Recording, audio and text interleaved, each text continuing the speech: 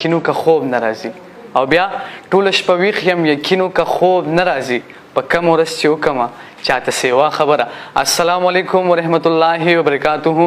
ګرانو مینوالو کتونکو مستور رحمان یم یو ور بیا تاسو په درانه خدمت کې حاضر شوی یم. امید دی چې ټول ورته روغ جوړ وي، خوشاله وي، صحت په جامه وي، ژوند نه بس بلا شي خوندونه او مزه اخلي. زموږ هم همیشه دغه تمنا، دغه آرزو، دغه کوشش، دغه کاوش وي چې الله تاسو ژوند په خوشالو، په سوکالو، په آبادو او په مخ په وړاندې باندې تیر کړي.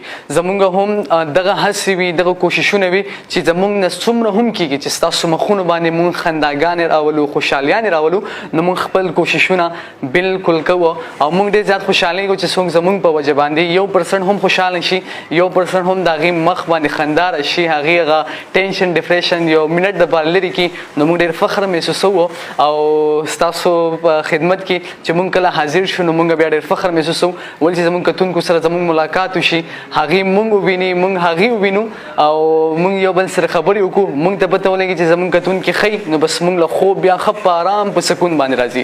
چې زموږ کتونکو ته پته ولګي چې مصور ټیک ټاک دی، بس زموږ کتونکي بیا خوشحاله وي. ما ته پته ده. نو تاسو ښه صحتونه مو ښه دي، تاسو بالکل ما لایف ګورئ، لایف وینئ، لایف پروګرام شروع شوی دی. فیډبیک به تاسو ماله ضرور راکوئ، کال به کوئ، SMS به کوئ، راځئ به موږ سره پروګرام کې برخه اخلئ. لایف پروګرام شروع شوی دی. افغان ټي وي یو هڅه کړې ده چې ستاسو په خدمت کې حاضر شي. لایف پروګرام یې راوړی دی.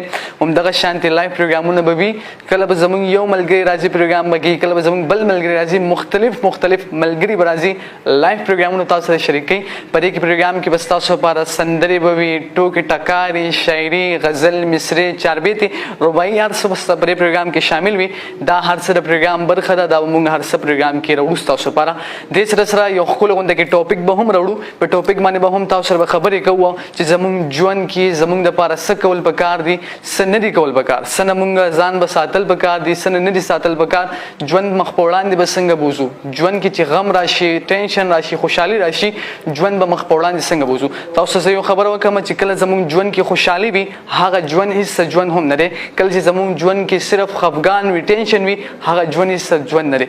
ژوند کې به کله خوشحالي وي، ژوند کې به کله غمونه وي، ژوند کې به کله تکلیف وي، ژوند کې به کله بیماري وي، ژوند کې به کله ډېرې مصیبتونه راځي.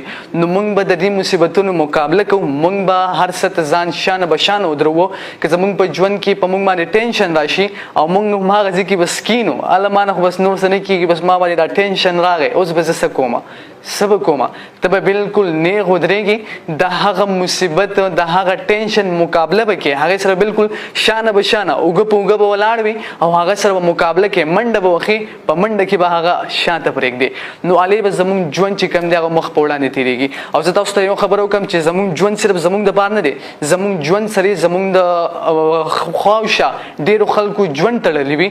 زموږ د والد صاحب، زموږ د مورکۍ، زموږ د خویندو ورونو، د دې ټولو ژوند زموږ ژوند سره تړلی وي. هسې تاسو ځان دپاره نه، د هغې دپاره سوچ وکئ چې خدا نه خواسته ستاسو یا ناکامه شي ژوند کې یا